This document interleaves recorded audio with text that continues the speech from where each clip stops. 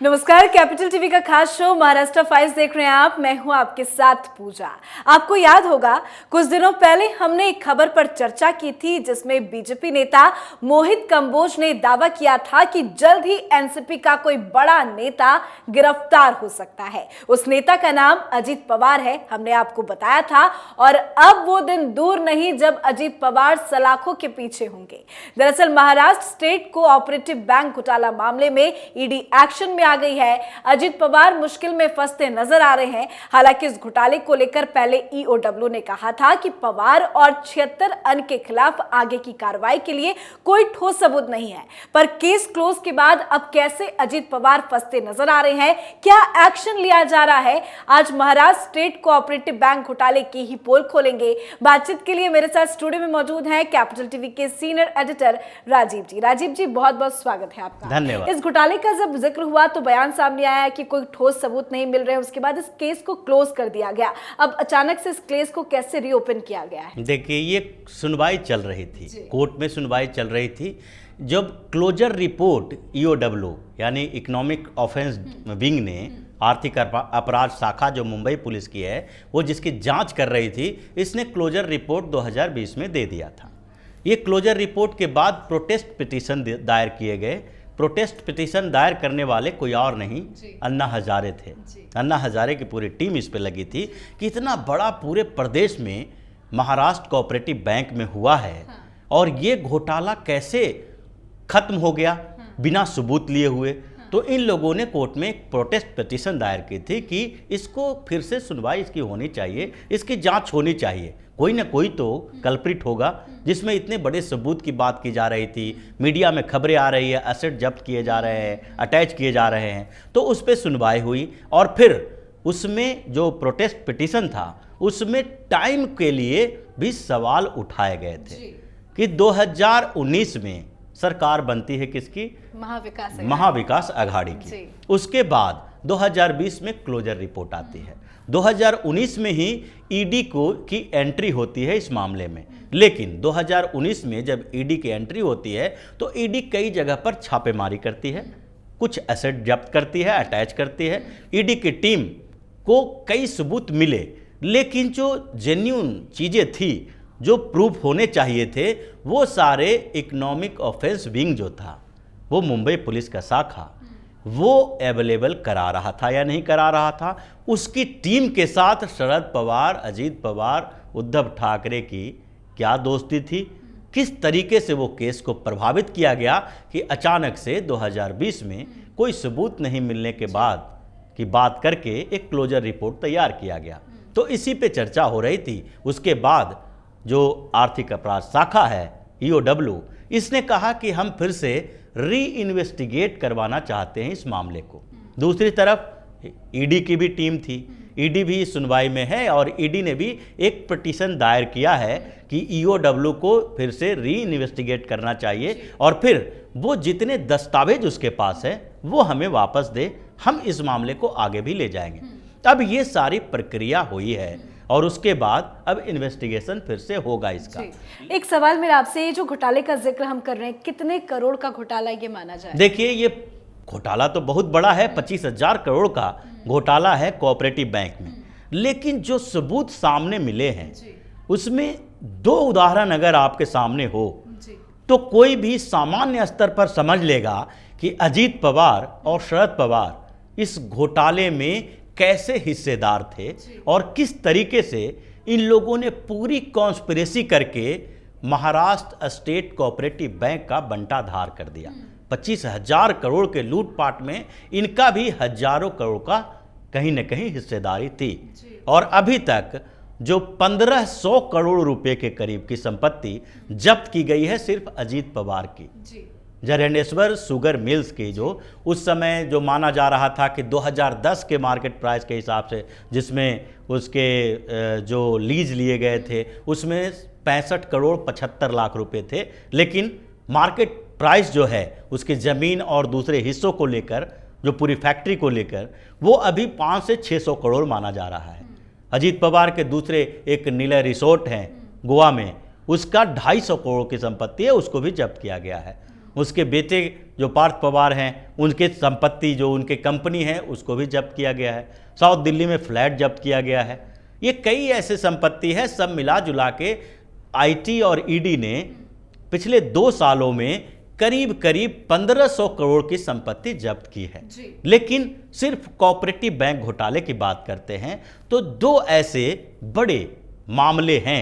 एक अजीत पवार से जुड़ा हुआ जो डायरेक्ट है, दूसरा अजीत पवार, शरद पवार, रोहित पवार और ये जो शरद पवार की पत्नी है प्रतिभा पवार है, सुप्रिया सुले हैं, ये सबके जुड़े हुए हैं, मतलब पूरे पवार परिवार का। एक मामला है जरंडेश्वर शुगर मिल का।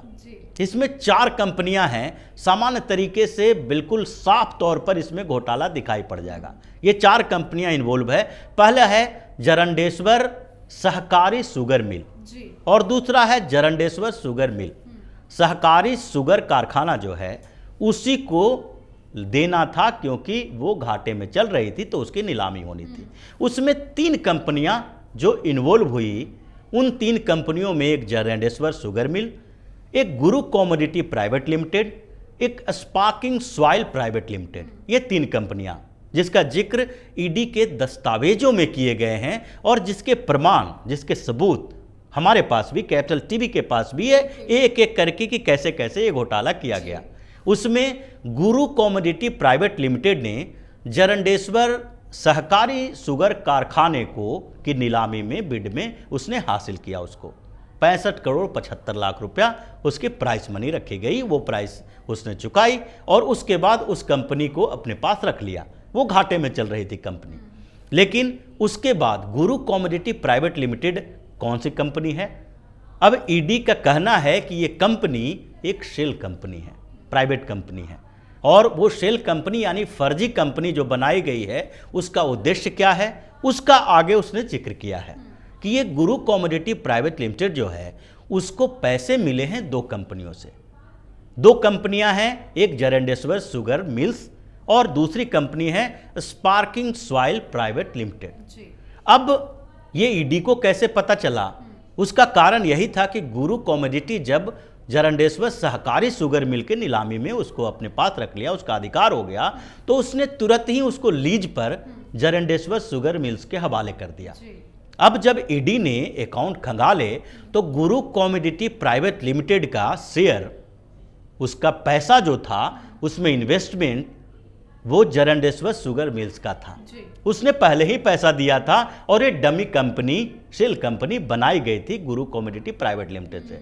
दूसरे स्तर पर एक स्पार्किंग सॉइल प्राइवेट लिमिटेड है और वो कंपनी, उसका शेयर होल्डर, अभी बाद में बात करेंगे उस पर, लेकिन इसने भी पैसा लगाया गुरु कमोडिटी में, यानी कि जरंडेश्वर शुगर मिल और स्पार्किंग सॉइल, इन दोनों ने मिलकर गुरु कमोडिटी नामक एक कंपनी बनाया, डमी कंपनी, और उस कंपनी ने जरंडेश्वर सहकारी शुगर कारखाना को एक्वायर किया, नीलामी में हासिल किया और उसको फिर लीज पर दे दिया। यहां तक तो बात क्लियर है। लेकिन उस समय बोर्ड ऑफ डायरेक्टर में जो महाराष्ट्र कोऑपरेटिव बैंक के थे, डिप्टी सीएम अजीत पवार भी थे, इसलिए इनका नाम ज्यादातर आया। अब जरंडेश्वर शुगर मिल्स में किसका शेयर है? उसमें स्पार्किंग सॉइल प्राइवेट लिमिटेड का ज्यादातर शेयर है। स्पार्किंग सॉइल प्राइवेट लिमिटेड किसका है? उसमें अजीत पवार और सुनीत पवार का पूरा शेयर है।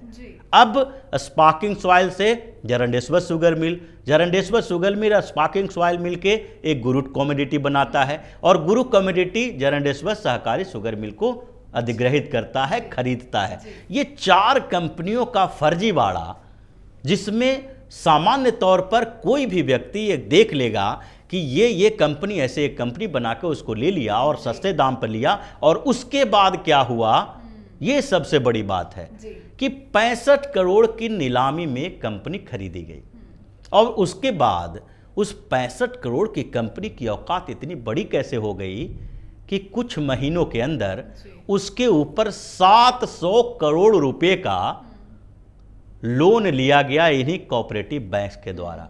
जो cooperative bank cooperative sugar company को पहले नीलाम कर रही है, उसी कोऑपरेटिव बैंक से उसी मरी हुई कंपनी को जो घाटे में चल रही है, उसके आधार पर 700 करोड़ रुपया, यानी 65 करोड़ और 700 करोड़ कितना बड़ा अंतर है।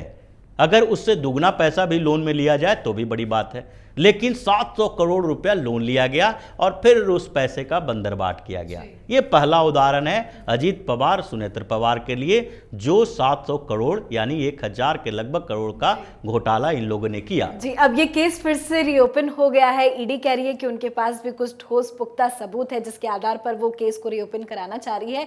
तो क्या लगता है अजीत पवार की अब मुश्किलें कितनी ज्यादा बढ़ेंगी? बिल्कुल, अब तो ये साफ साफ दिख रहा है, कई दस्तावेज मिल रहे हैं, एक नहीं दो नहीं 4-4 5-5 ऐसी कंपनियां हैं जिसमें एसेट भी इनके जब्त हो चुके हैं। आईटी के छापे पड़े हैं, पिछले अक्टूबर में छापे पड़े थे, एक दो नहीं 70 ठिकानों पे। अजीत पवार के, शरद पवार के 70 ठिकानों पे छापे पड़े थे। कई जगह पर कैश मिला, कई जगह पर 300 करोड़ से ज़्यादा अनअकाउंटेड अमाउंट मिला है जो खातों में है, लेकिन उसके अकाउंट में मेंटेन नहीं किया गया है। तो ये सारे सबूत इन लोगों के पास हैं। अब इनको सामने में पूछताछ के लिए बुलाया जाएगा, क्योंकि अजीत पवार, सुनेत्र पवार तो जरंडेश्वर शुगर मिल्स में फंसे हुए हैं। और बारामती एग्रो प्राइवेट लिमिटेड जो है, बारामती एग्रो, ये पूरा शरद पवार के परिवार की कंपनी है, बारामती क्षेत्र ही उनका है। और वहाँ पर जो उसमें शेयर होल्डर हैं, यो शरद पवार भी हैं, उनकी बीवी प्रतिभा पवार भी है, सुप्रिया सुले भी हैं, अजीत पवार भी हैं, रोहित पवार भी हैं जो उनके दूसरे भाई के पोते हैं। और ये पूरा का पूरा जो परिवार है उसमें शेयर होल्डर है। और उसने भी ऐसे ही, जिस तरीके से जरंडेश्वर शुगर मिल ने कब्जा किया था एक सहकारी संगठन पे, उसी तरीके से उसने भी एक कन्नड़ शुगर कारखाना जो था, कोऑपरेटिव कारखाना था, उसको इसी तरीके से अधिग्रहण किया था। उसमें एक फर्जी कंपनी का जो नाम आया वो हाईटेक इंजीनियरिंग था, जिसको बिड में शामिल किया गया। और उस बिड में हाईटेक इंजीनियरिंग को जो डिपॉजिट करने के लिए पैसे दिए गए थे 4 करोड़ 59 लाख रुपए, वो भी पैसे शरद पवार की कंपनी ने दिए थे, यानी बारामती एग्रो ने दिए थे। और जब बारामती को वो टेंडर मिल गया तो उसके बाद वही हाईटेक इंजीनियरिंग कंपनी के अकाउंट से बारामती एग्रो को 4 करोड़ रुपया लौटा दिया गया। और 59 लाख रुपया उस कंपनी ने कमीशन के तौर पर रखा कि हम आपके बिडर बने हैं, तो इसलिए मेरा ये 59 लाख रुपया कमीशन हुआ। तो ये दोनों परिवार, जो अजीत पवार और शरद पवार का है, पूरा पवार परिवार भ्रष्टाचार के दलदल में धंसा हुआ है। और फिर से ये केस रीओपन हो रहा है, तो इसका मतलब है कि सबूत भी हैं, गवाह भी हैं, और तैयार है ईडी के पास क्वेश्चन। जिस तरीके से वो अजीत पवार को पहले बुलाया जाएगा और पूछताछ होगी, और फिर उसी तरीके से जैसे संजय राउत को, अनिल देशमुख को, नवाब मलिक को गिरफ्तार किया गया, उसी तरीके से अजीत पवार का नंबर आ गया। कर्मों की सजा मिलनी बिल्कुल तय है, मतलब। बहुत बहुत शुक्रिया समझाने के लिए। तो अब महाराष्ट्र स्टेट कोऑपरेटिव बैंक घोटाला की एक एक कर पोल खुलेगी। अजीत पवार ईडी की रडार पर है। कभी भी किसी भी वक्त इस घोटाले को लेकर अजीत पवार से पूछताछ हो सकती है। उसके बाद अजीत पवार का बचना मुश्किल माना जा रहा है, क्योंकि अब अजीत पवार एंड कंपनी को घोटाले का सारा हिसाब किताब देना होगा, क्योंकि ईडी की रिपोर्ट में इस मामले में ठोस सबूत की बात कही जा रही है, जिसके आधार पर ही अजीत पवार से पूछताछ की जा सकती है। आज के हमारे शो महाराष्ट्र फाइल्स में फिलहाल इतना ही। कल एक बार फिर से महाराष्ट्र से जुड़ी बड़ी खबर के साथ हाजिर होंगे। देखते रहिए कैपिटल टीवी। नमस्कार।